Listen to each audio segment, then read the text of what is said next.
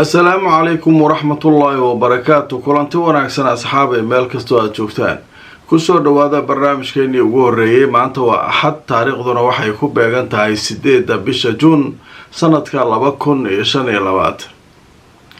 haddaba barnaamijkeena ugu horeeya waxaynu ku soo gudbinaynaa macluumaad iyo warar ku saabsan waxyaabihii ugu waaweynaa ee dhacay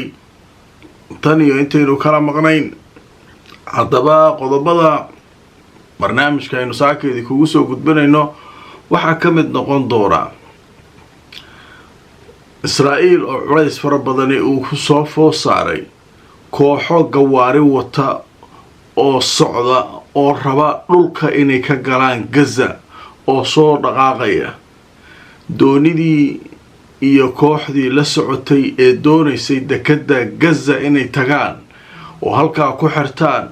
iyo Israa'iil oo iyaguna xaaladdu ku xun tahay saacadaha soo socda oo Gaza ay ku wajahan yihiin iyagoo hadda ka soo gudbay xeebaha Masar haddaba xaaladaas iyo halka wax kala marayaan iyo dadka nabadda u ololeynaya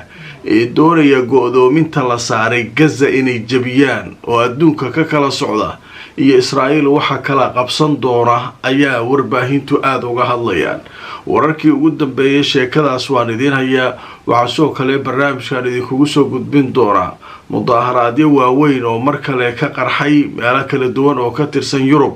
kuwaasoo lagu doonayo in dhibaatada iyo xasuuqa lagu hayo dadka reer Gaza la joojiyo Israa'iilna la cayriyo safiirada ay ku leedahay dalalka Yurub haddaba sheekadaas iyana barnaamijkan ku faahfaahin doonaa qaybaha ugu dambeeya ee barnaamijka waxaynu ku eegi doonaa warbixin uu soo saaray jenaraal sare oo ka tirsan ciidanka Israa'iil isagoo sheegay dagaalka Israa'iil ay ku jirto ee Gaza inuu noqon doono midkii ay ku jabi lahayd duniduna ay ku maadsan lahayd Israa'iil ciidankeeda haddaba sheekadaasu muxuu ku keenay muxuu arkay jenaraalka Yahuudiga haddaba tafaasiil iyana arrimaha ku saabsan waan idin hayaa iyo wararkii ugu dambeeyay xaaladaha Gaza iyo wixii ka soo kordhay barnaamijka ayaynu ku faahfaahin doonaa inta aan ku jirno barnaamijka warar dheeraad ah haday soo dhacaan waan idin la socodsiin doonaa haddii aad la socoto channelkeena Nadara Show fadlan u soo wareeg Nadara TV si aad u hesho macluumaadkan barnaamijka oo dhameystiran waxaad ka helaysaa qaybta comments-ka iyo fariinta ugu koreysa ku dhufo si aad u hesho macluumaadkan inta aan mar kale kulmayno nabadgelyo